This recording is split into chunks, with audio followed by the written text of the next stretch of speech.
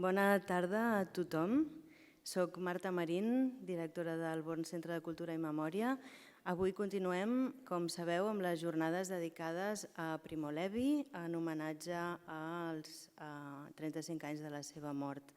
Avui tenim el gran plaer d'haver convidat a la doctora Yolanda Pérez Cortés, que és professora a la Universitat Rei Juan Carlos de Madrid, és especialista en química inorgànica i té aquesta capacitat, aquest interès i aquest saber en combinar el seu gran saber científic amb la literatura i s'ha dedicat molt especialment al sistema periòdic. Com sabeu, és una obra que es va publicar el 1975 i és una obra molt peculiar. Els que la coneixeu suposo que em donareu la raó i els que no la coneixeu us convidem a que la descobriu. És una obra a mig camí de la reflexió personal, de l'autobiografia, de la memòria, una mica de la ciència-ficció també, d'alguna manera fins i tot arriba a la prosa poètica i també de la ciència. Yolanda, yo no sé si tú estarás de acuerdo, no sé dónde estás en este momento, que una química hace poco en estas conferencias comentó que las explicaciones de Primo Levi en el sistema periódico son de una gran complejidad. Supongo que abordarás este aspecto también y pues tenemos muchas ganas de escucharte, porque normalmente no es muy común reunir literatura i ciència. Ho fem aquí, doncs. Sapigueu que hi haurà la ponència de Yolanda Pérez que durarà 40 minuts, després obrirem la paraula al públic i a continuació farem 5 minuts de descans i us convido també a quedar-vos per veure aquest documental petit, concís i és una petita joia, dura exactament 60 minuts, es diu L'Interrogatorio, aquel giorno con Primo Levi, aquell dia amb Primo Levi, i consisteix a explicar la visita que va fer Primo Levi a una escola de Pesaro, al Teatre Rossini, amb uns estudiants d'institut i els seus professors, tots lletres i ciències junts, que havien estat treballant durant tot l'any al sistema periòdic. I ell es presta a anar responent a les preguntes que havien estat elaborant els estudiants durant tot el curs. Però té un altre mecanisme també, té un altre aspecte. El documental va buscar alguns d'aquells nens 26 anys després perquè expliquin què els ha quedat de l'experiència d'haver tingut Primo Levi visitant l'escola. No segueixo més, et dono la paraula, Yolanda, i benvinguda a Barcelona. Y muchísimas gracias, tenemos muchas ganas de escucharte. Gracias. Muchas gracias.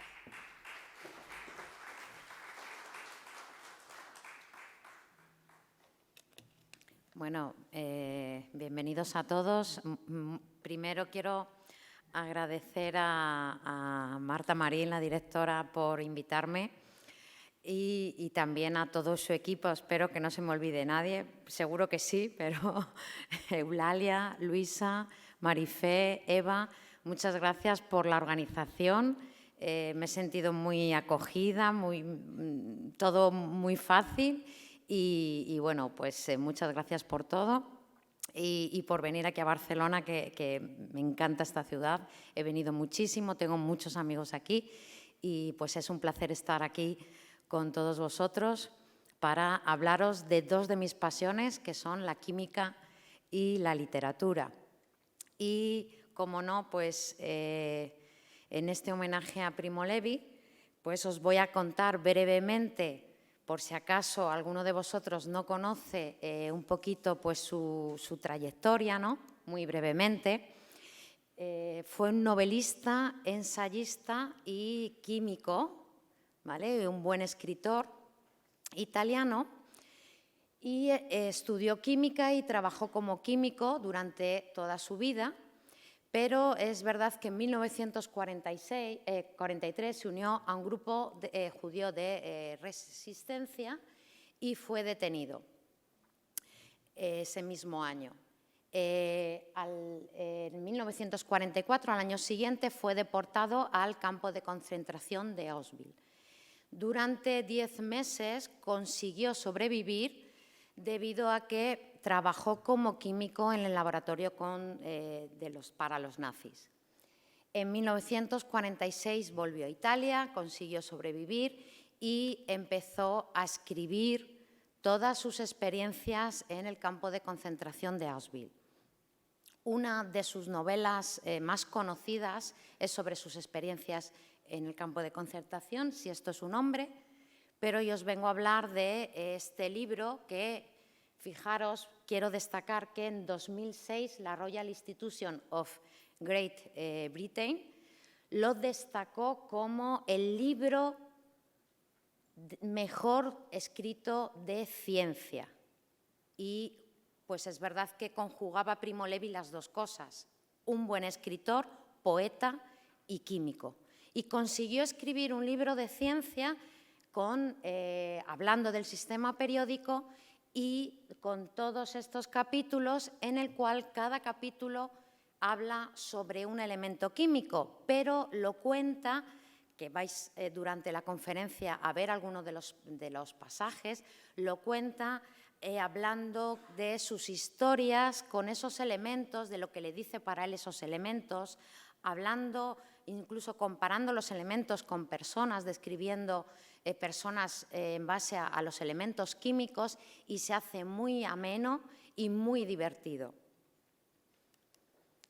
En el capítulo del hidrógeno, Primo Levi cuenta sus experiencias a los 16 años con un amigo que comienzan a trabajar en el laboratorio de su casa, que montan un laboratorio en su casa y querían probar un proceso muy conocido que es el proceso de electrólisis, que fue la primera vez que se produjo, sacaron de estos dos científicos en el año 1800, William Nicholson en concreto y Anthony Carlyle. Estos dos científicos, realmente 2 semanas antes Volta había creado la pila y querían probar ese funcionamiento siguiendo las instrucciones de Volta. Y entonces cogieron una pila, cogieron 2 electrodos, los sumergieron en agua y se dieron cuenta que empezaban a brotar 2 gases, que eran en concreto hidrógeno y oxígeno. Y se dieron cuenta que habían producido la descomposición del agua para producir estos 2 moléculas. Y Primo Levi en su libro pues cuenta de manera muy divertida cómo cogieron 2 tarros de mermelada y unieron alambres y lo conectaron a una pila para producir ese proceso y empezaron a brotar gases. Su amigo no se creía que habían producido el fenómeno de la electrólisis y entonces Primo Levi comenta en su libro: levanté cuidadosamente el tarro del cátodo y manteniéndolo boca abajo encendí una cerilla y se la acerqué. Se produjo una explosión pequeña pero seca y rabiosa. El tarro se hizo añicos. Así que era pues hidrógeno, el mismo que se quema el Sol y en las estrellas y causa de condensación se forman en eterno silencio los universos. Con esto demostró a su amigo pues, que estaban produciendo el fenómeno de electrólisis. Y el hidrógeno actualmente es muy importante como fuente de energía. Voy a intentar explicaros un poco la problemática de la energía. Esto es una gráfica de el consumo de energía en el mundo a lo largo de los últimos años y, como pueden ver, pues ha ido aumentando bastante la necesidad de energía, ¿vale? Y se pronostica que de aquí al 2050 pues se va a duplicar los requerimientos energéticos. Y en distintos colores se representan las distintas energías y el problema es que más del 80% de la energía que se produce es a partir de combustibles fósiles, a expensas de los problemas que ya conocerán de calentamiento global, que es un gran problema, y el cambio climático. Si se fijan, pues han ido creciendo energías no renovables como carbón y gas natural Y en naranja se encuentran las energías renovables que crecen tímidamente. Y el hidrógeno como fuente de energía pues es una buena alternativa, sobre todo porque es un vector energético, tiene un gran potencial energético, es incoloro, es inodoro y evidentemente es una alternativa muy buena para sustituir a esos combustibles fósiles. Se está estudiando ahora cómo producir ese hidrógeno. El proceso es el que os he explicado por electrólisis, pero claro, actualmente sobre todo que necesita energía, ese proceso se realiza mediante energías no renovables y está ahora en boom y estudiándose, investigándose el hidrógeno verde. El hidrógeno verde es el hidrógeno producido por energías renovables. Principalmente se están utilizando dos, la energía fotovoltaica y la energía eólica. Para un poco de datos, el problema, según la Agencia Internacional de la Energía, ahí en ese gráfico muestra los costes en la producción de hidrógeno por distintas fuentes de energía. Las menos costosas serían las energías produciendo el hidrógeno por energías no renovables, pues por gas natural, carbón, y el mayor coste sería la producción por energías renovables. Por eso es tan importante seguir investigando sobre esto. Y el hidrógeno es muy importante, se utiliza muchísimo en la industria. Os doy algún dato de ejemplos de dónde es necesario el hidrógeno. Por ejemplo, en la metalurgia, para la reducción de metales, para la producción de combustibles, como materia prima para la industria, por ejemplo, un proceso muy importante, la obtención de nitrógeno, que sirve para producir fertilizantes, el amoníaco, para producir fertilizantes, se produce a partir de nitrógeno e hidrógeno. Entonces, es muy importante tener esa cantidad de hidrógeno. Otros procesos, fuel cell, células de combustible, que ahora vamos a hablar de ello, y pues como sabéis ya se está utilizando pues para vehículos como autobuses o coches como combustible y también para la producción de fármacos o medicamentos. Como os decía, la importancia de ese hidrógeno es que si nosotros hacemos el proceso inverso, es decir, combinamos ese hidrógeno con el oxígeno, producimos energía. Y, además, lo importante es que utilizamos una fuente limpia porque el subproducto es agua, con lo cual, por eso es tan importante este hidrógeno como combustible para el transporte. En lo que se llama celdas de combustible se utiliza, y os quiero poner algún ejemplo. Y, además, esto también quiero haceros ver lo importante de seguir investigando en tecnología. Para que se den cuenta, en 2013 Hyundai Neso sacó un coche movido por hidrógeno, un coche eléctrico que se llama de pila de combustible y tenía una autonomía de 430 kilómetros. 5 años después sale la segunda generación en la cual el coche ya tiene una autonomía de 666 kilómetros y algo también importante es que puede recargarse de hidrógeno en tan solo 5 minutos. Hay que seguir investigando y también es necesario porque hoy en día solo en España hay 9 hidrogenadoras, es decir, estaciones de servicio que tengan hidrógeno combustible, pero en el 2021 se ha impulsado un proyecto que pretende poner distintas hidrogenadoras para impulsar esta tecnología de hidrógeno en el transporte. También me gustaría mostrarles una noticia que salió hace unos meses, en marzo de este año, que ya se encuentra en España, en concreto en Mallorca, la primera planta de producción de hidrógeno verde. Como os decía, es muy importante este hidrógeno verde y en este caso pues dicen que la producción pretenden que sea de 300 toneladas de hidrógeno anuales y están utilizando para producir ese hidrógeno pues, plantas fotovoltaicas de loseta y de Petra para que ese hidrógeno sea verde.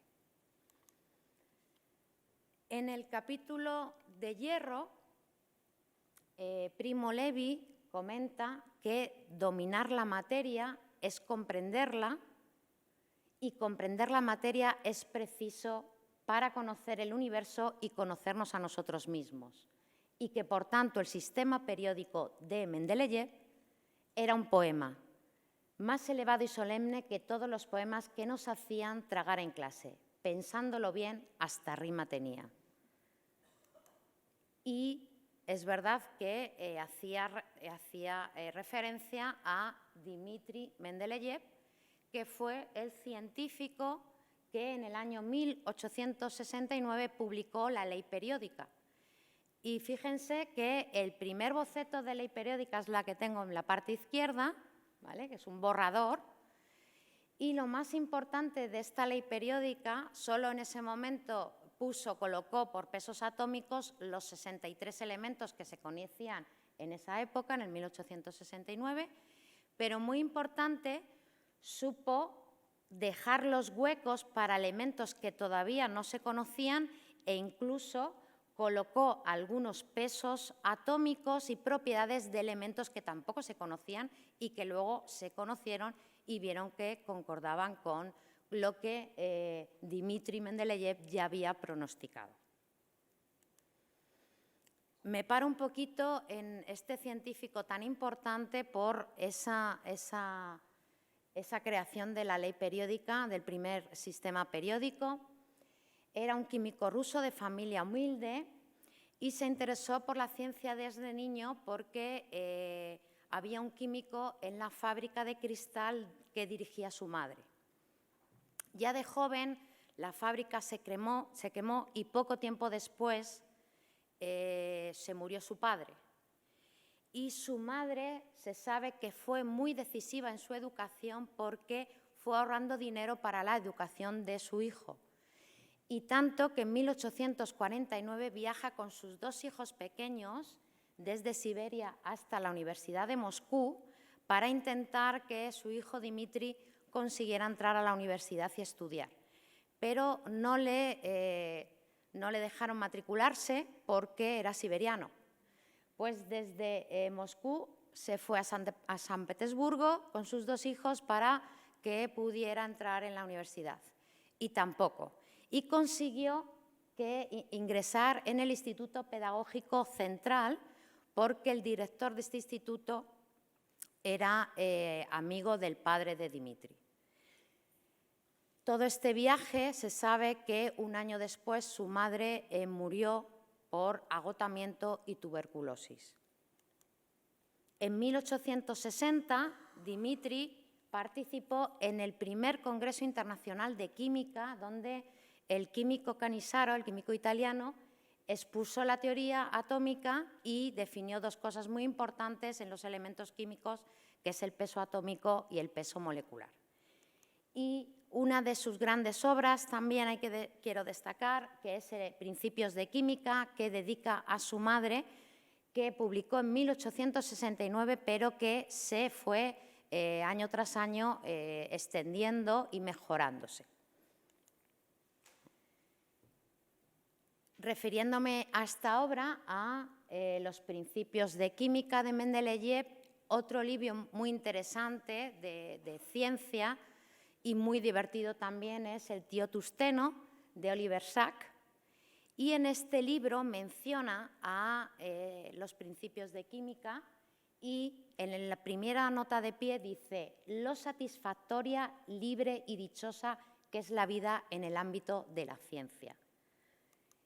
Y también menciona una cosa muy curiosa que es un rumor que se corría, que está aceptado, porque el propio Dmitri lo comentó, y está aceptado ese rumor que parece ser que la noche antes, el 16 de febrero de 1869, Dmitri tuvo un sueño y se imaginó los elementos químicos en el sueño y la colocación y la mañana siguiente reprodujo sobre el papel lo que antes les he mostrado.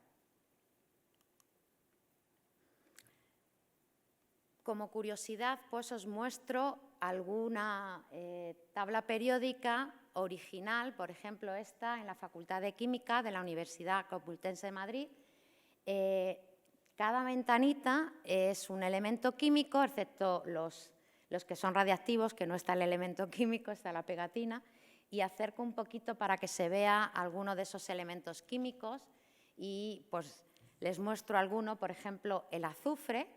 El azufre son cristales amarillos. No sé si alguna vez antiguamente veían un sólido amarillo en las esquinas que se echaba para evitar que los perros orinaran, que ahora está prohibido, pues ese azufre para que los perros al olerlo, como huele fuerte y mal, pues no orinaran. Y algunos halógenos, como el cloro, que es un gas amarillo, que se ve ahí amarillo verdoso, o el bromo, que es un líquido, o el yodo, que es un sólido marrón. Con motivo de pues, el 150 aniversario de la Ley Periódica, la UNESCO decidió en el 2019 proclamar el Año Internacional de la Tabla Periódica. Se hicieron muchos homenajes a la figura de Mendeleev, el padre de esa ley periódica, y Correos también quiso hacer un homenaje y esculpió un sello con los 3 elementos que estaban descubiertos, los 3 elementos descubiertos por 3 españoles.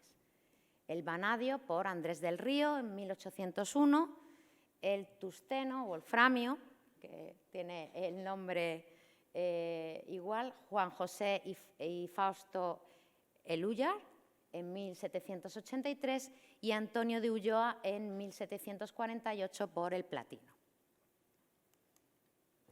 También os quiero mostrar algunas de las tablas periódicas que se han hecho en conmemoración del Año Internacional de la Tabla Periódica. Esta es la fachada de Química de la Universidad de Murcia, que decidieron pues, poner una tabla periódica en la fachada para conmemorar el aniversario. Y esta tabla periódica, más reciente, por el Año Internacional de la Tabla Periódica, la elaboró la Sociedad Europea de Química para concienciar a la sociedad de que es necesario reciclar, porque hay elementos químicos que están en peligro de disponibilidad y es necesario pues, alertar a la sociedad de qué elementos en un futuro pueden estar en peligro. En distinto color y en distinto tamaño pues, se colocaron los 90 elementos químicos que son de origen natural. Hay 2 que están solo en trazas, pero los demás están se encuentran en la naturaleza y dependiendo de la abundancia, como decía, el color y el tamaño. Por ejemplo, el hidrógeno, arriba, de color verde, muy abundante, lo encontramos en el agua. El oxígeno y el silicio, también bastante abundantes, los encontramos en las arenas, en los silicatos, bastante abundante, y otros elementos como sodio, potasio, calcio, aluminio, en los feldespatos, los granitos. Pero hay otros elementos, por ejemplo, los que están en naranja, que tienen un riesgo porque está habiendo un uso creciente de ellos, o los que están en rojo, grave riesgo en los próximos 100 años. También representan algunos elementos que son los que se llaman minerales de sangre, que su acceso a esos elementos están en zonas de conflicto. Algunos de ellos en color gris pueden ver como el oro o el estaño, el talio, algunos en color gris. Y otra cosa también que quisieron hacer ver, si se fijan, hay un teléfono móvil dibujado en muchos de los elementos. Pues en concreto son 31 elementos los que se necesitan, al menos, para fabricar un móvil. Entonces, también dibujaron el móvil para, para alertar y concienciar que la gente reciclara los móviles. En el capítulo del cerio, Primo Levi comenta que en el campo de concentración pasa mucha hambre y que intenta encontrar en el laboratorio cosas para pues alimentarse. Y entonces se le ocurre, por ejemplo, oxidar la parafina para obtener ácidos grasos y comerse esos ácidos grasos para que le sacien. Pero el problema es que sabían muy mal, que tenían un sabor muy desagradable. También pues, se encuentra glicerina y pensando pues, que la glicerina la podemos metabolizar en el cuerpo y dar origen a grasas y le puede dar calorías, pues también intenta comer glicerina. El problema es que tenía pues, unos efectos estomacales muy desagradables. Y entonces pues, se le ocurre mirar un bote, coger un bote que no tenía etiqueta, donde había unos cilindros y roba 3 y se va con su amigo a ver qué es esos cilindros que ha cogido. Y su amigo se le ocurre rascar los cilindros con una navaja y se da cuenta que saltan chispas. Y entonces piensa, esto es hierro y cerio. Y es el hierro y cerio que se utiliza en los mecheros, en la piedra de los mecheros. Y entonces eso se cotiza. Cada piedrecita pues les daba a una porción de pan y con los 3 que había robado pues le daría para un mes, o sea, para 2 meses de poder comer con ese pan. Y comenta, y en 2 meses los rusos habrían llegado y nos liberarían. O sea, que nos había liberado el cerio, elemento acerca del cual no sabía nada, a excepción de aquella pequeña aplicación práctica y que su nombre no tiene que ver con la cera, en memoria del pequeño planeta Ceres descubierto en 1801. Y es verdad que muchos elementos, como comenta Primo Levi, proceden de planetas. Por ejemplo, el uranio del planeta Urano, el neptunio del Neptuno y plutonio del Plutón. Pero también elementos que proceden su nombre procede de continentes, como el europio o el americio de continente europeo y americano respectivamente. También hay nombres de los elementos químicos que proceden de científicos.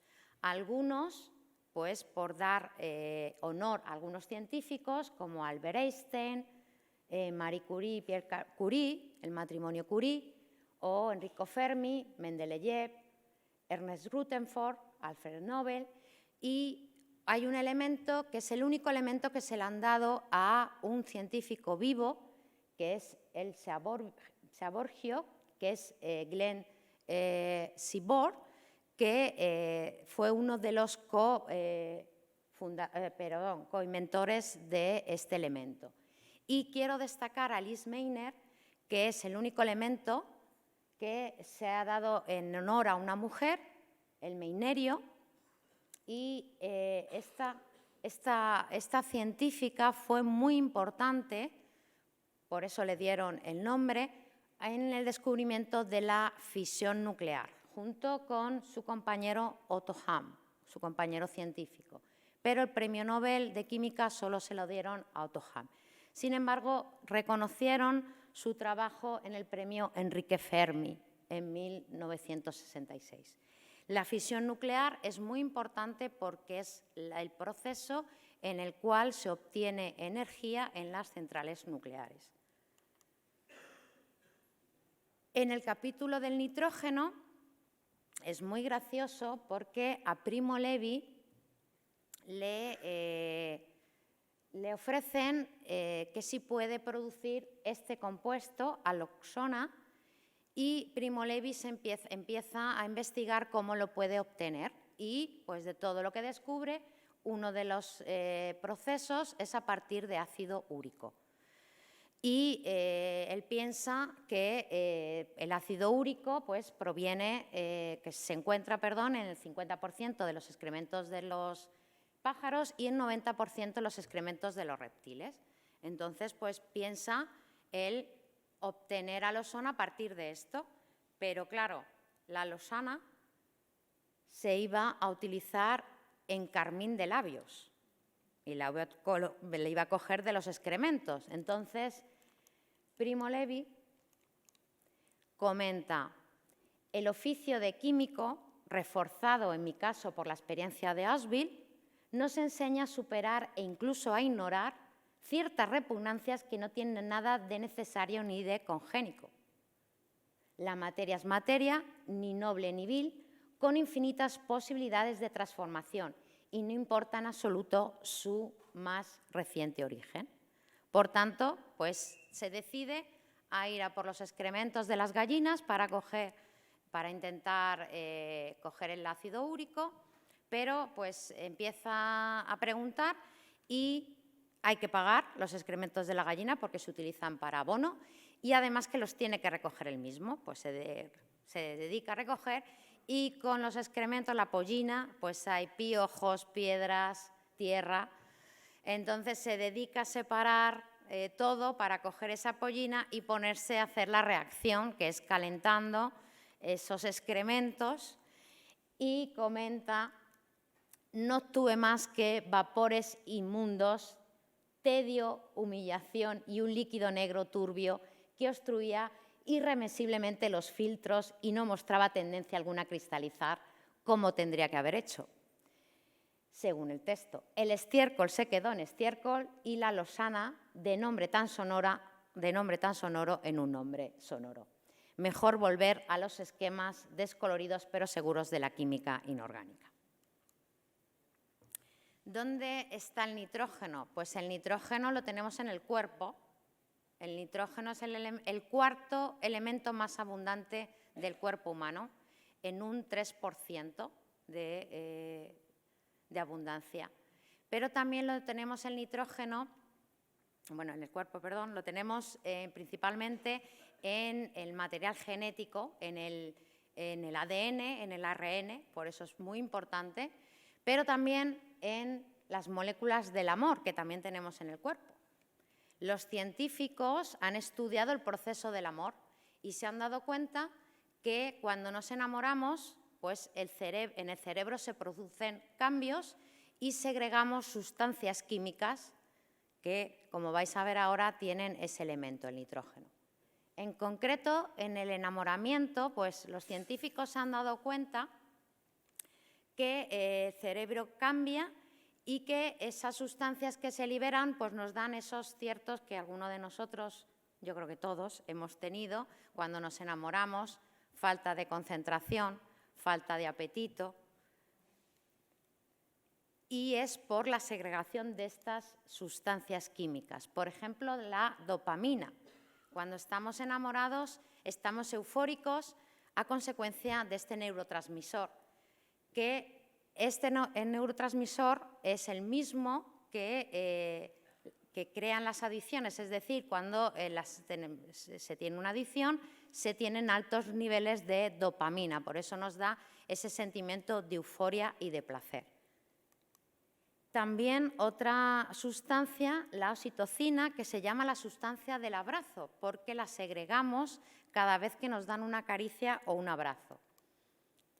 También la adrenalina. La adrenalina pues, es la causante de que se nos acelere el corazón, la respiración, cuando vemos a la persona amada o pensamos en la persona amada. Y la serotonina, la hormona de la sustancia de la felicidad, ¿no? Cuando pasa un tiempo, pues el amor se calma, la pareja se consolida y se calma porque bajan los niveles de dopamina y entran a formar parte otras sustancias como la oxitocina, que los científicos la relacionan con la sustancia que produce la unión entre las parejas y que la relación sea duradera, y otra, la vasopresina, que también la relacionan con la monogamia. ¿Y qué pasa en la atracción física? Pues en la atracción física los científicos han visto que en sus investigaciones que los hombres, su sentido más utilizado es la vista, en las mujeres el oído, pero en ambos, tanto en hombres como mujeres, el olfato, sin que nos demos cuenta, pues nos atraen las personas por el olfato, por las feromonas. Y además, pues entran a formar parte las hormonas sexuales, la testosterona, la capacidad de seducción y los estrógenos en el caso de las mujeres. En el capítulo del plomo, Primo Levi comenta algo sobre él y dice que es una materia diferente de todas las demás, un metal al que uno nota cansado, tal vez cansado de transformarse y que no quiere transformarse más. Conocemos el plomo antiguamente, las gasolinas, las pinturas, en las tuberías de plomo, se ha ido eliminando por su toxicidad, pero se ha encontrado actualmente una aplicación muy importante y además se consigue pues, que esté totalmente cerrado, encapsulado y poderlo reciclar.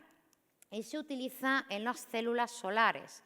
Ha habido una gran revolución con unos materiales llamados perusquitas que se están utilizando para células solares. El dispositivo de una célula fotovoltaica, una célula solar, lo que hace es pues, absorber la luz solar y transformarla en energía, en electricidad. La célula solar es individual, pero si juntamos varias células solares tenemos los módulos fotovoltaicos y si juntamos los módulos, los paneles y los huertos solares, que serían ya un montón de paneles juntos, que nos daría electricidad. La energía solar es muy importante, de hecho se está investigando mucho con ella como energía renovable porque es inagotable y es muy abundante.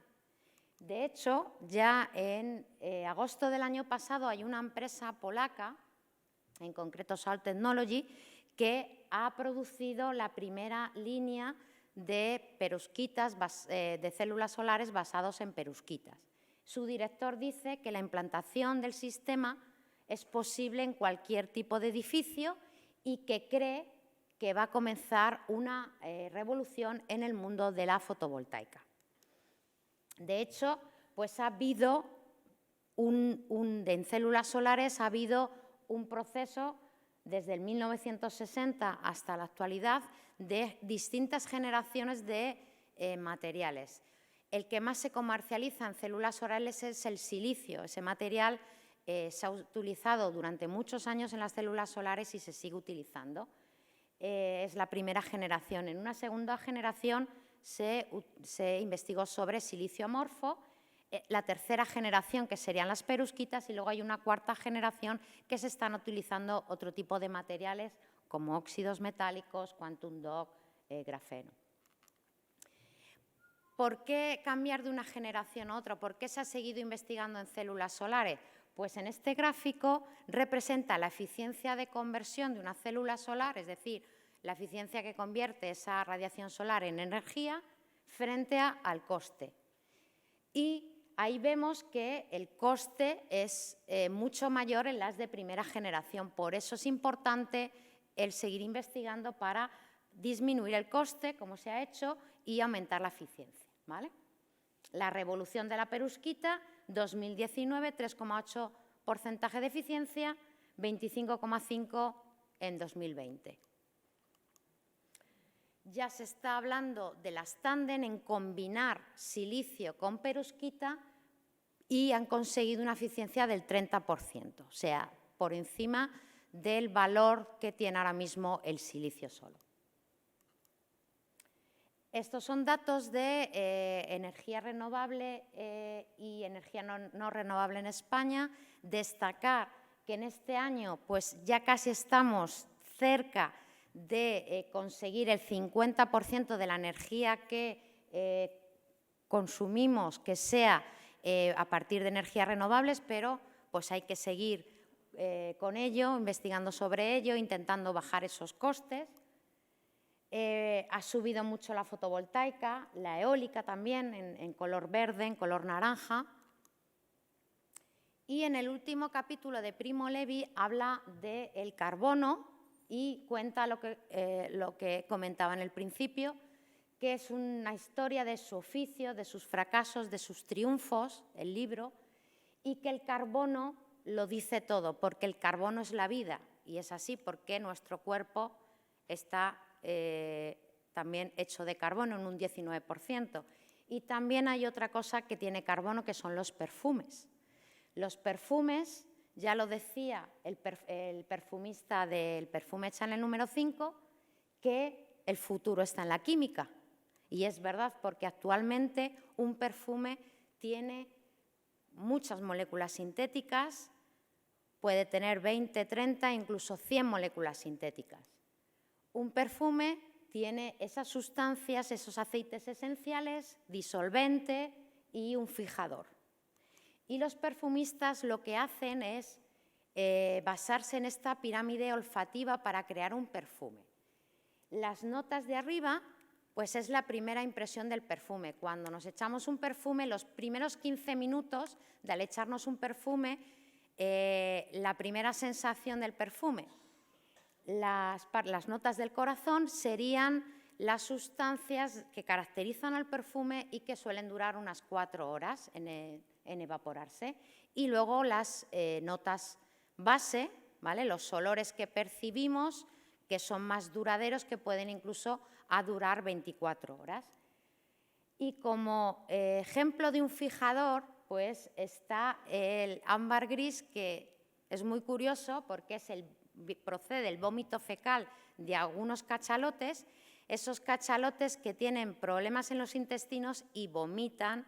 Además, tiene un olor muy desagradable, pero con el tiempo esa sustancia se transforma por la acción del oxígeno, la luz y el agua, y pues tiene un olor muy agradable y además, como vamos a ver ahora, es como más que oro, porque a un pescador le pasó hace unos años y cuenta la noticia que se encontró el vómito, se dio cuenta que era el vómito de un cachalote y se lo llevó a su casa. Y para que se hagan una idea, pues el kilo lo pagan a 35.800 euros y el pescador, como ha encontrado 75 kilos, pues puede embolsarse 2,6 millones de euros por el hallazgo de este vómito fecal. Lo tuvo que aguantar en su casa el olor, pero luego con ese olor agradable se puede hacer rico. Esto es un ejemplo de un perfume y Calone, una molécula descubierta por un laboratorio farmacéutico, curioso, la serendipia en química, que es curioso porque estaban intentando sintetizar diazepam y se encontraron con esta molécula que tenía un olor a matices y se utiliza actualmente en perfume. Paso esto un poco porque ya... Y quiero acabar mostrando... He intentado dar una visión general de los elementos químicos, de cómo los elementos químicos son importantes en nuestras vidas, en nuestro día a día, y también pues, quiero mostrar pues, que la química está al servicio de la sociedad, que responde a las necesidades y a los desafíos. Muchos de los ejemplos que he dado eran de eso, pero también pues, lleva agua potable a donde se necesita, también alimentos, que nos protege que los alimentos no se deterioren. Salud nos hace que tengamos una vida más saludable, más duradera, con medicamentos, con vacunas. Nos da higiene, tanto higiene como con perfume, con productos de limpieza para el hogar. Textil, ya hay camisetas que protegen de la radiación ultravioleta. Y, como he dicho, energía y tecnología, móviles más rápidos, que pesan menos, ordenadores, etc. Y bueno, pues esto es todo. Muchas gracias a todos por su atención.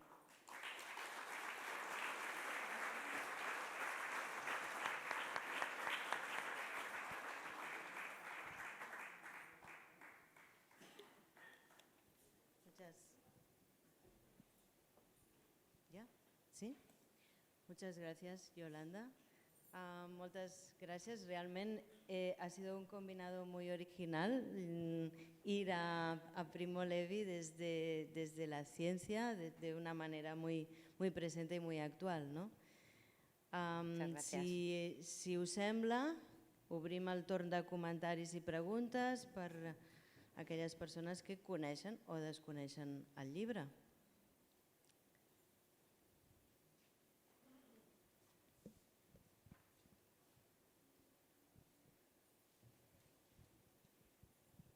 Sì, la química não isso Primo Levi, pero Primo Levi se esforçou bastante com a química.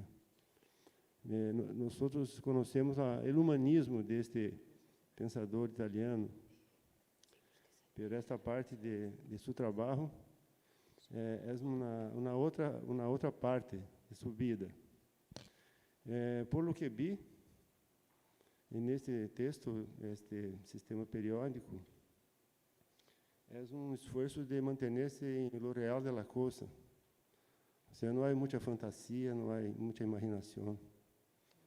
E me pareceu, se não estou equivocado, que se caracterizou bem seu perfil intelectual, quando disse que é de plomo, não? Que é material que não quer cambiar mais.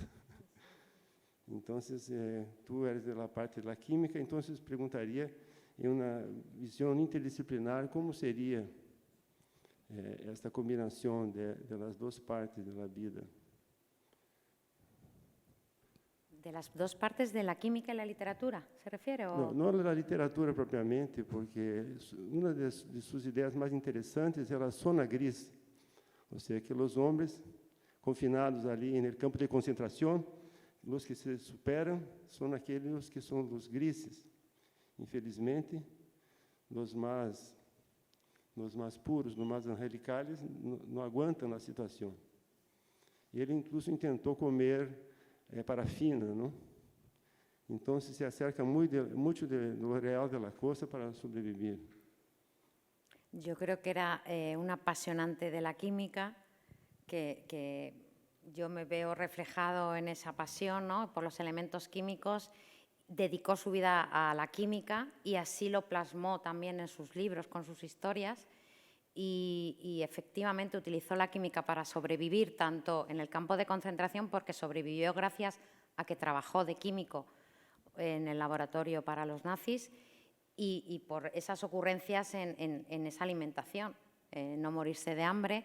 Pero luego, cuando volvió a Italia, siguió trabajando como químico industrial y siguió, por ejemplo, lo de Alosana es de eso, de cuando volvió, que le propusieron sintetizar esa molécula, y él hizo todo hasta coger los excrementos de las gallinas y separarlo e intentar conseguir esa molécula.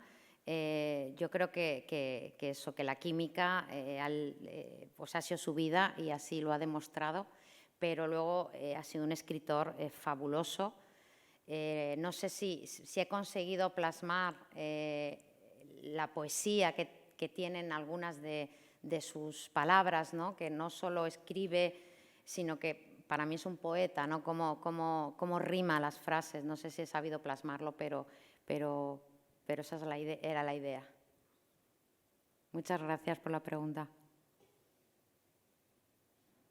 Me permito una observación, porque Yolanda, no sé si te habrás fijado que en la instalación que tenemos estos días de las fotografías están rodeadas precisamente de una cita tomada del sistema periódico que hace referencia a la impureza, que es justamente el otro lado, la otra versión que damos a la química, ¿no? La química, desde un aspecto alquímico, busca la pureza, pero lo que nos conmovió de esta frase es justamente la reivindicación de la impureza en un momento en que Primo Levi está recordando las leyes de segregación racial, en la que comentábamos al principio, la ciencia también tuvo un papel muy importante, ¿no? Por eso que es un químico, pero que, como usted ha señalado, guarda la historia y el contexto, me parece a mí, siempre muy presente. Y es magnífico. No sé tú como química qué opinas de la cuestión de la impureza, es realmente tomar posición hacia lo híbrido, ¿no? Hacia lo que contrarresta a la idea de raza pura, ¿no? Eso es. Además que era un visionario para la época. Fue un visionario y sorprende, ¿no? Ver en esa etapa que ya pronosticaba muchas de las cosas, ¿no? O sea que sí, que muy interesante. Incluso él comenta que llegaremos a un punto donde el medio ambiente, bueno, la cuestión del cambio climático lo predice, está predicho desde hace muchas décadas, pero lo menciona, ¿no? Sí. Es muy importante. Yo, bueno, he intentado en mi charla pues plasmarlo, ¿no? La importancia que además está dicho que el objetivo en 2050 es carbono cero, emisiones cero, para intentar ir a dar un paso para este cambio climático, para el calentamiento global, que son dos temas muy importantes, y para, pues evidentemente, la contaminación, que tanto está perjudicando tanto a los seres vivos en general, a plantas, a todo el mundo, ¿no? Es muy importante el concienciar y cada uno de nosotros que pongamos nuestro granito de arena, yo la primera, en intentar pues concienciarnos con eso, la importancia de pues intentar no cuidar el medio ambiente, reciclar, etcétera.